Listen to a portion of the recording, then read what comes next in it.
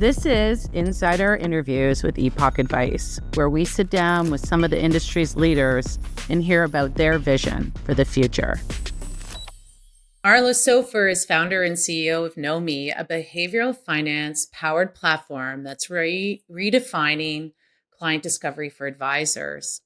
Over a 20-plus year career, Marla has held senior roles across banking, asset management, and now fintech, including BlackRock, JP Morgan, Microsoft, Carta, and GemStep. And it was at GemStep that she and I first met when I was at Accenture. Marla launched Knomee to bring emotional intelligence, values, and self-awareness into client conversations. Her platform uses structured behavioral discovery to help advisors truly know their clients as well as their clients know themselves. And it's a mission that has really started to resonate and pick up steam in the industry.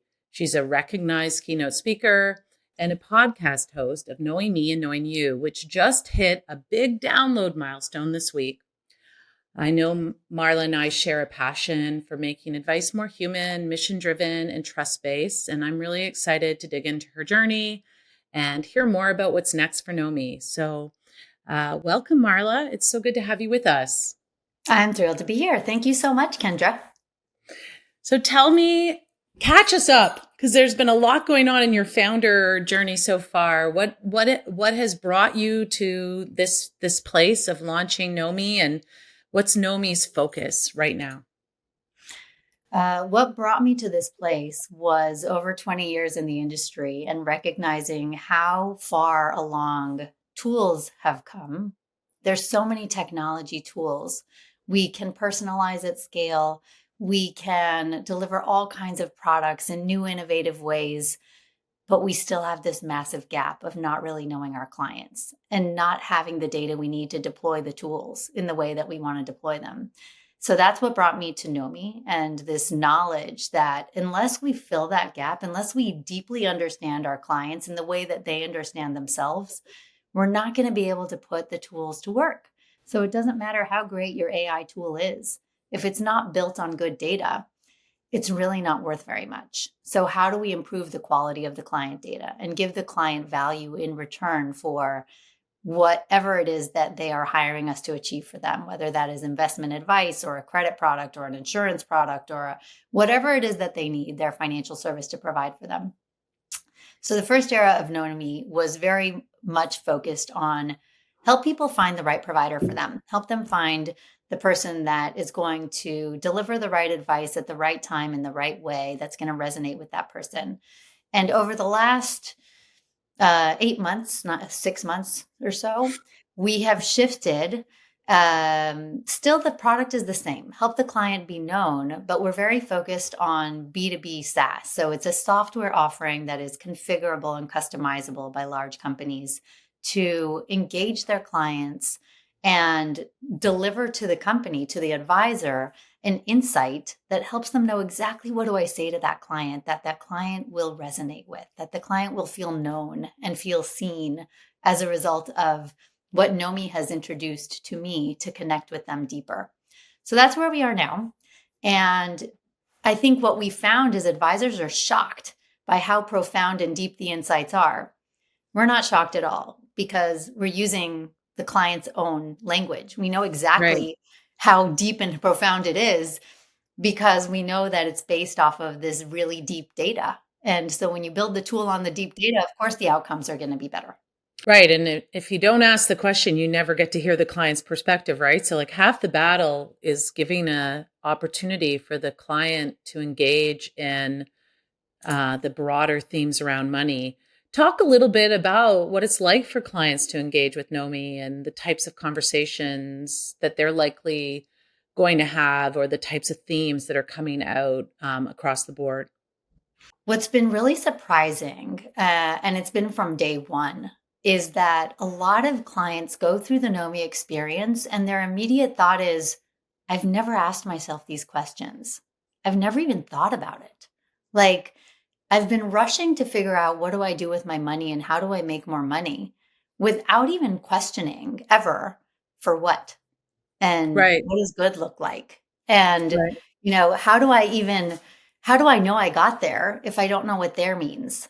And I think that has been, I think the biggest surprise is that we've never been trained to think along those lines, and our industry has never been trained to sell along those lines. We're kind of very focused on, let me just manage your money, and I'll kind of define for myself as your provider what performance means. And what we're hearing is both clients and providers are kind of taking a step back and saying, "Oh wow, this is an interesting question, and it's a really important one."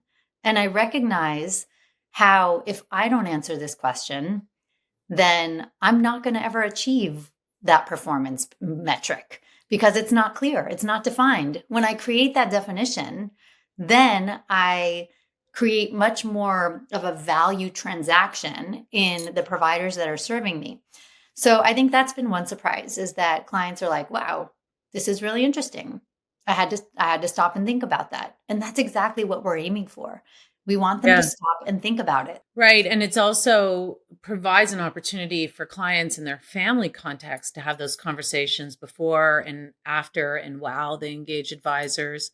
Talk a little bit about the research. I happen to know from previous chats you and I have had that there's a real underpinning of behavioral finance research and emotions related to money and some of the things related to financial wellness that you used as an input to designing Knomee. Talk to us a little bit about that and how you came to even know what questions to ask or how to engage in these new conversations. Yeah, so much research. The first 2 years of Knomee were very much about what are we building and how do we know we're building the right thing. And so I have an academic who is a partner at Knomee. Her name is Dr. Megan Lertz, and she teaches a PhD program at Kansas State and Columbia University. Her students are usually advisors who want to get a degree in financial psychology, a PhD, an advanced degree, a PhD or a master's program.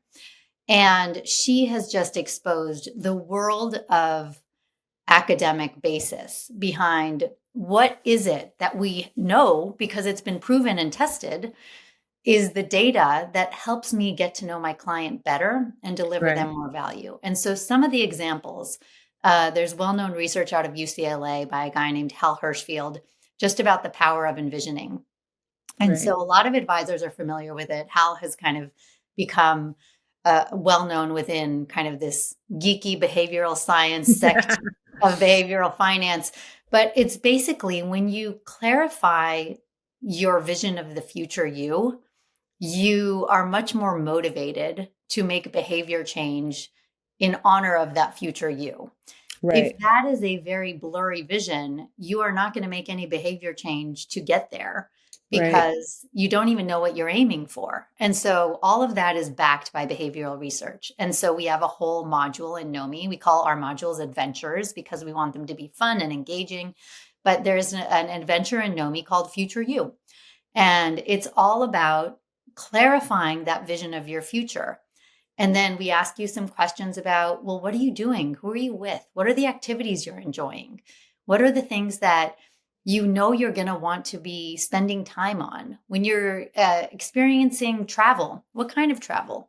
International travel, RVing, travel by the beach, travel in the desert? What kind of travel do you have in mind? So that is how we've used some of that. That's just one example of like one bit of academia as it relates to the importance of future you envisioning. Yeah. And it's going to be so exciting as you continue to bring more clients on board and you spot patterns within the data itself, whether that's intra-firm or cross-firm. You're going to be able to then continue to refine, I'm sure, and draw insights, especially when you see the outcome of advice or the outcome of decisioning, right? A lot of it is rooted in values. And what's shocking is that most people have some driver, some motivator linked to family, some driver and motivator linked to connection with like friends and issues that they care really deeply about or have been touched by in their personal lives. Yeah. And it's just figuring out how, like when you say you care about family, how does that manifest in your life? And that's where the beauty of Knomee comes in. We're asking them. Wow, that's so cool. And, I think about how many clients are really focused on women in transition or wealth transfer and how often they're working based on like broad strokes assumptions or very sort of one size fits all archetypes. Talk to me about how Knomee's insights could enrich or help get much more to the next level as it relates to some of those really important sources of growth and potential risks of attrition within our industry. So one of the things that I've been very adamant about is that Knomee is not static.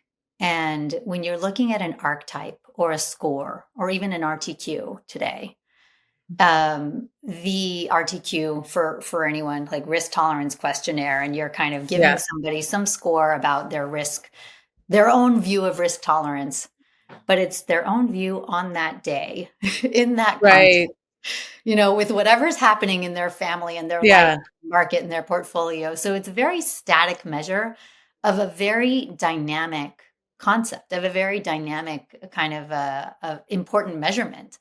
And Right. so Nomi's premise and like what I'm adamant about in terms of like comparing us to an archetype or a score or whatever, those are useful only in as much as they create delight and value to the user. But they're not what we're aiming for. We're opening up a new generation that keeps up to date with your client as they evolve, as they change, as they, become more diverse. Right. And what might have worked in an archetype or score for one demographic might not work for the other one. Yeah. So like I picture, when we talk about women in transition, that's like such a big category, but you just picture like women going through divorces in their 40s. And now the only way, you could design for that would be to make a whole set of assumptions about those women and to use it as like a customer profile or an experience input for a journey. Where I see the power of Nomi is you don't have to make that cardboard cutout. You could actually just engage with those women and react to what they're sharing with you and see the patterns and see the uniqueness in those situations. So talk to me about this B2B shift and the traction that you're getting within the incumbent wealth management space. What we've learned is that they love, number one, the fact that we're not just introducing AI. We're introducing the data that creates AI derived insight that they can immediately put to work in a workflow that their advisors don't have to move off of. So, what I'm not and I'll never be is a CRM system or a planning system. We are data, and we're data that infuses ourselves into your existing workflow, your existing model. We'll integrate where you want us. We're very API driven. We are just better data for better decisions by the client, by the advisor, and by the firm. And so that is what I think advisors, when they see Knomee and they see the insights and they recognize, oh my gosh, those insights are extremely differentiated and personalized, Right. then they realize there's some value here. Their value is that you're getting us better data that gives us more of what we need. And to your point that you were raising earlier, it helps us not only connect with one person, Kendra Thompson, it helps us with segmentation. It helps Right. us with understanding which products we want to distribute. It helps us understand who we actually want to pivot toward. And so it also helps us as we think about we may have had a history. Some wealth management firms have a history of asset allocation being their main thing, and they're trying to move beyond asset allocation into broader, more holistic planning. And we also have a history of one guy, usually a guy, is the financial advisor who knew everything about the client. And now we have a bigger functional team, and that Mm-hmm. functional team is the advisor, the planner, the paraplanner, the onboarding person, the estate planner, the Right. tax guy, the insurance guy. And they're all on this bigger functional team. How do we make sure they all have the right depth of information about that client? So when they show up, that client doesn't have to re-educate them or familiarize them. It's real-time information to the broader entire universe that has to orchestrate together to give that client that high level of service, regardless of who they're facing off with. Yeah.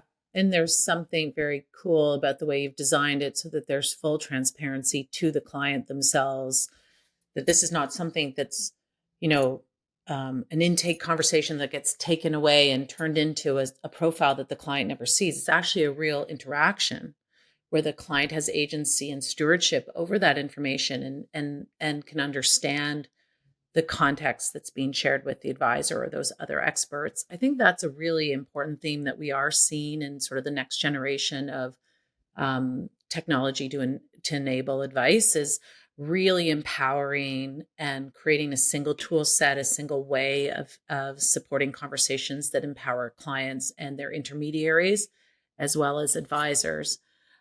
So let's say we book the demo, we fall in love, we want to roll it out.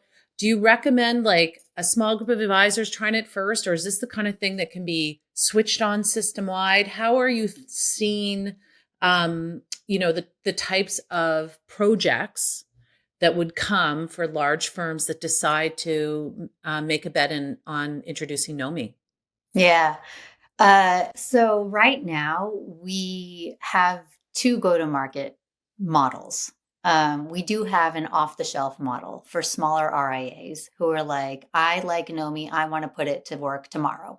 Right. And I'm just going to buy an advisor seat. I'm going to start using it and start getting my clients to share real-time information with me and get these insights, and use it for prospecting and selling more product and concentrating and going to the next gen. Great. So that's one model. The other model is for the larger firms. And yeah, it would generally start with a pilot where we kick off an engagement. We understand, what are you aiming for? What are the types of data you really want most? And it's different for different firms. Right. One of our pilot clients, they are most interested in client perception. They want to understand, what is a baseline wellness measure, and how do I know that as they're working with me, that wellness measure is improving? There's Right. another one we're talking to. It's just about help my client articulate goals. I want them to be able to articulate more goals. We think more goals means more engagement. The more goals we have, the deeper we are engaged with this client's life. And so we work with the enterprise clients to create, what does that journey look like? And then what does the testing rollout plan look like? And so it might be in a handful of branches, 100 advisors who are believers and advocates and understand the value of this. And then from there, we continue on. Yeah. So cool, because I think one of the things that I'm seeing from successful wealth tech, um, or this generation of successful wealth tech founders, is making the barrier to enterprise readiness just a little bit lower, being able to get started a little bit faster and not having everything, with a total data refresh and a total multi-year transformation. You and I both remembered that was industry standard for years. So it's really great to see that you're going to be able to take advantage of a new way of introducing these capabilities onto the stack. Talk to me a little bit about your podcast. I was so excited to see. And for those of you that don't know, I had the pleasure of being a guest on Marla's podcast, and it's called Knowing Me, Knowing You. And I will link it when we Thank push you. this out so that others can see. We can see which of the two of us did a better job hosting the other. But tell me a little bit about this podcast and the milestone you hit, and how you're thinking about how you're learning through being a host of Knowing Me and Knowing You. Yeah. So I started it in March, I think February, March, I think March. And I knew I was going to be doing it. Like, I knew I would have a podcast, and it took me about a year and a half, 2 years to actually do it.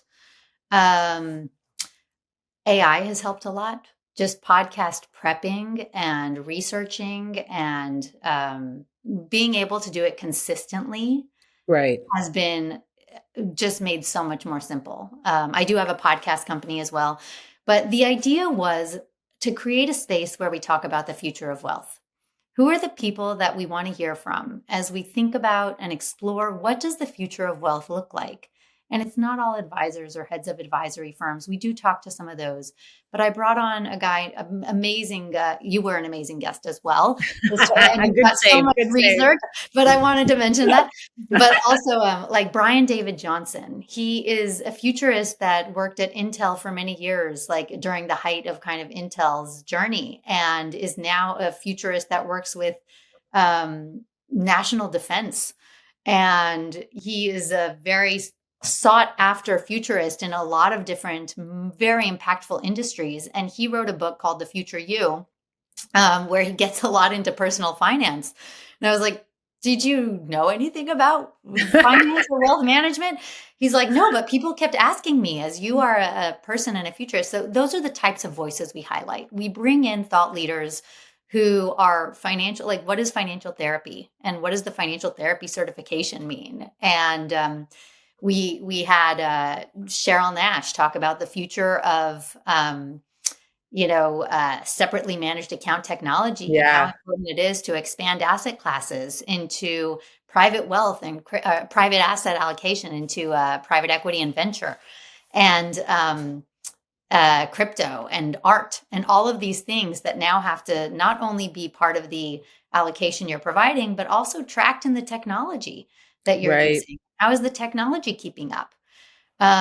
So the conversations are deliberately unique one from the other. And so we want to bring those voices in to talk about all of these different features and factors about money and how we should be thinking about it. Yeah. Well, I love it. Keep it up, and congratulations on 1,000.